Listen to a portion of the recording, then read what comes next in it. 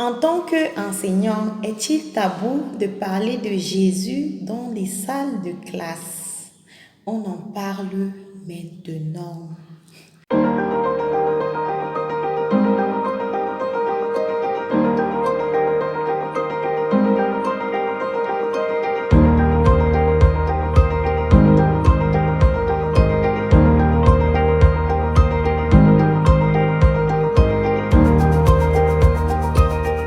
Bonjour mon ami, je suis Isabelle Tala, élévatrice de standard. Vraiment, je me positionne, j'accepte que le Seigneur m'utilise pour élever tes standards, pour renouveler ton intelligence, améliorer, changer ta mentalité, t'aligner vraiment au cœur de Jésus.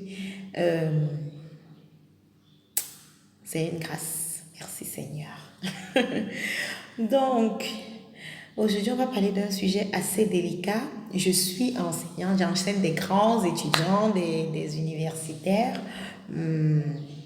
Et je sais que les enfants de Dieu, les chrétiens, ont ces problématiques lorsqu'ils sont enseignants parce qu'on a un auditoire. Le Seigneur nous accorde la grâce d'avoir un auditoire juste par notre métier et on a envie de leur laisser des traces de Jésus en fait. Je sais qu'il y a des enseignants qui font même l'appel au salut dans les classes. Peut-être sous l'inspiration du Seigneur, dans tous les cas, je l'espère. Mais c'est toujours quelque chose qui m'a aussi toujours touchée, toujours parlé. Parfois, je me demandais au Seigneur, qu'est-ce que je dois laisser dans chaque classe dans laquelle j'entre. Et chez moi, ça a été très spécifique. C'est que, personnellement, je me suis beaucoup préparée à mon mariage et je remarquais que les jeunes avaient ces problématiques de ne pas se préparer et de ne même pas savoir qu'on se prépare ni comment est-ce qu'on se prépare. Et ça a été comme mon mandat.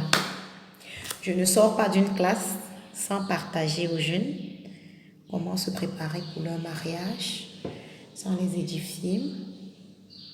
Et j'en profite pour glisser Jésus autant que je peux. Du moins parce que le véritable mariage, c'est en Dieu, non? C'est lui l'instituteur même du mariage. Hein. On va le dire en dehors du mariage. Dieu a pratiquement laissé toute autre institution à l'homme. Mais il a pris lui-même la peine de mettre en place et d'unir l'homme et la femme. Donc pour moi, le mariage, c'est super important.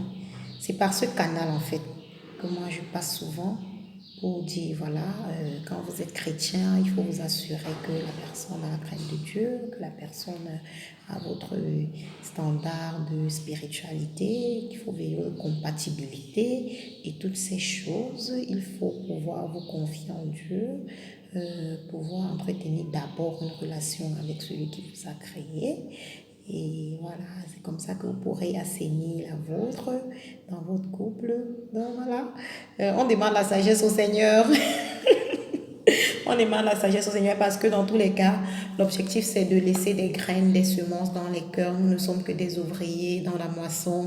C'est le Saint-Esprit qui prend le relais, c'est le Saint-Esprit qui travaille dans les cœurs. Nous en avons conscience.